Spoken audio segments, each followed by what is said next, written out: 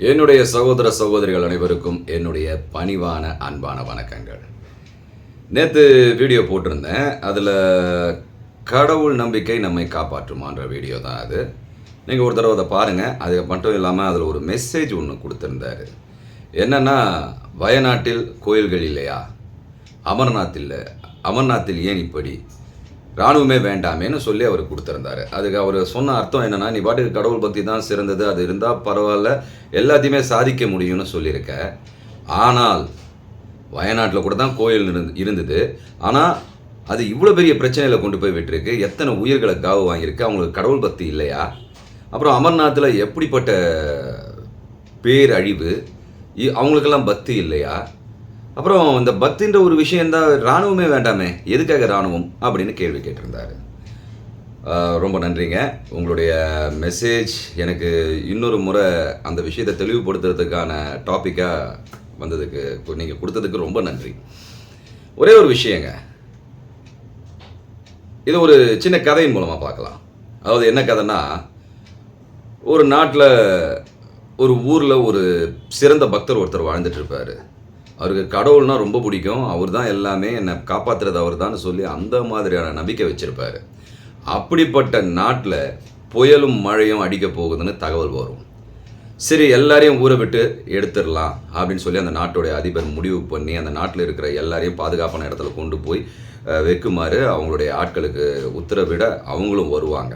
வந்து இது மாதிரி மழை பெய்ய போகுது, இது பெரிய வெள்ளம் வரப்போகுது, தயவுசெய்து எல்லாரும் வாங்க, உங்களை பாதுகாப்பான இடத்துல கொண்டு போய் அதிபர் விட சொல்லியிருக்காருன்னு சொல்லும் பொழுது இவன் மட்டும் சொல்லுவான், இல்லை நான் வரவே மாட்டேன், எனக்கு கடவுள் நிச்சயமாக என்னை காப்பாற்றுவார், இங்கே நிறைய கோயில்கள் இருக்குது, அந்த மாதிரிலாம் ஆகாது, நான் கடவுளை நம்புறவன், என்னை கண்டிப்பாக காப்பாற்றுவார், யார் வந்தாலும் சரி நான் வர மாட்டேன்னு சொல்லிடுவான். சரி, அப்படியே சொல்லும்பொழுது இன்னொரு அறிவிப்பு வரும், அங்கே பூகம்பமும் சேர்ந்து வரப்போகுதுன்னு, அதனால் உயிர் பிழைக்க வாய்ப்பே இல்லை, தயவு செய்து வான்னு சொல்லி கடைசியாக எல்லாரையும் கூட்டிகிட்டு போகும்போது அந்த ஆள் கூப்பிடுவான், அந்த பாதிப்பு ரிமூவ் பண்ணுறவன். அப்போது கூப்பிடும்போது அப்பயும் சொல்லுவான், எனக்கு கடவுள் பேரில் நிறைய நம்பிக்கை இருக்குது, அவர் என்னை காப்பாற்றுவார், நீ தயவு செய்து போயிடு அப்படின்வான். சரின்னு அவனும் போயிடுவான், வேறு வழி இல்லை. அப்புறம் தான் தெரியும், அவன் இறந்து போயிடுவான். அதாவது அங்கே பெருமழை, புயல், பூகம்பம் எல்லாம் சேர்ந்து அவனை ஒரு வழியாக்கி அவனை செத்துருவான். ஸோ இங்கே ஒரு கேள்வி எழும்பும், அதாவது அவனுடைய நண்பனுக்கு ஒரு கேள்வி எழும்பும். அங்கே இருக்கிற சும்மா ஆன்மீகத்தை பற்றி பேசிகிட்டு இருக்கிற ஒரு ஆளை கூப்பிட்டு, என்னையா ஆன்மீகம், என்னையா பக்தி, இந்த பக்தியா என் நண்பனை காப்பாத்துச்சு, கடவுள்னு உருக்கமாக இருந்தான் அந்த ஆள், ஆனால் பார்த்தியா கடவுள் அவனை கை விட்டுட்டாரு, இதுதானே உங்கள் பக்தி அப்படின்னு பலவாரா நம்ம மெசேஜில் சொல்லியிருந்த அன்பர் போல் கேள்வி கேட்பார். ஒரே ஒரு விஷயம் சொல்கிறேன், நான் சொல்லலை, அவர் சொல்வார். ஒரே ஒரு விஷயம் சொல்கிறேன், கேட்டுக்கோ. அதாவது கடவுள் என்பவன் எல்லா இடத்துலையும் இருக்கான், புரியுதா? எல்லா மதங்களும் அதை தான் சொல்லுது. கடவுள் என்பவன் ஒருவன் சொல்லுது, உனக்குள்ளேயும் அவன் தான் இருக்கான்னு சொல்லுது.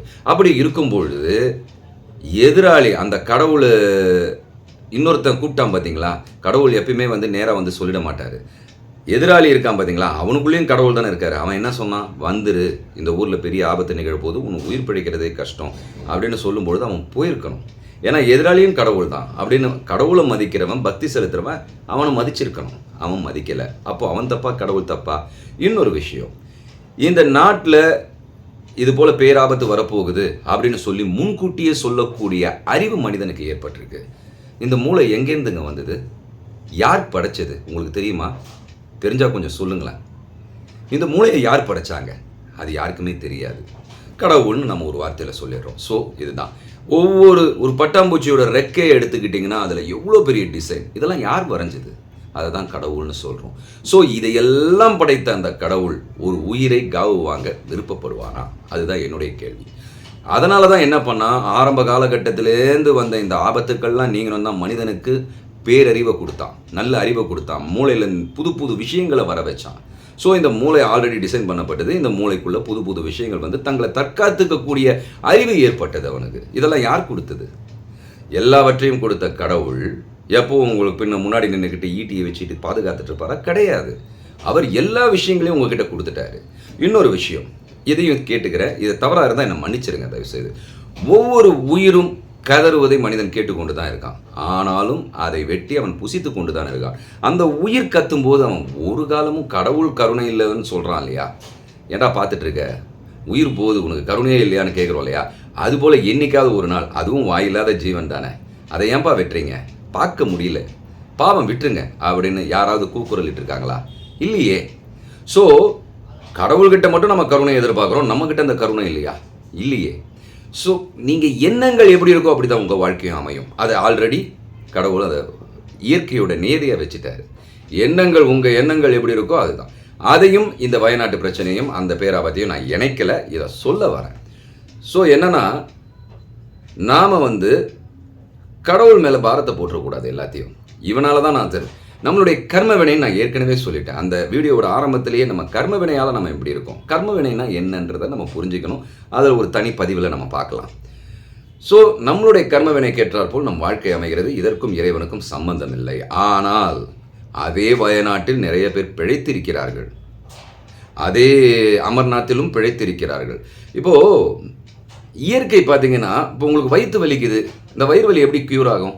ஒரு வாமிட் பண்ணுவீங்க, இதை சின்ன உள்ளே இருக்கிற விஷங்கள்லாம், ஃபுட் பாய்சன்லாம் எடுக்கிறதுக்கு, இல்லை நமக்கு பேதி ஆகும். இது 2 விஷயங்கள் தான் வயிறை க்ளீன் பண்ணக்கூடிய விஷயங்கள், இயற்கை உபாதைகளால் பண்ணப்பட்டிருக்கு, இயற்கையோட நியதி. ஸோ அதுபோல தான் இயற்கை நாம் செய்யக்கூடிய சில விஷயங்கள், இயற்கைக்கு ஒவ்வாத விஷயங்களை அது சரிப்படுத்திக்கணும்னா இது போல விஷயங்களை அது செஞ்சு தான் ஆகணும், வேறு வழி கிடையாது. ஆனால் அது முன்னெச்சரிக்கை நடவடிக்கைன்ற ஒரு அறிவை நமக்கு கொடுத்துருக்கு.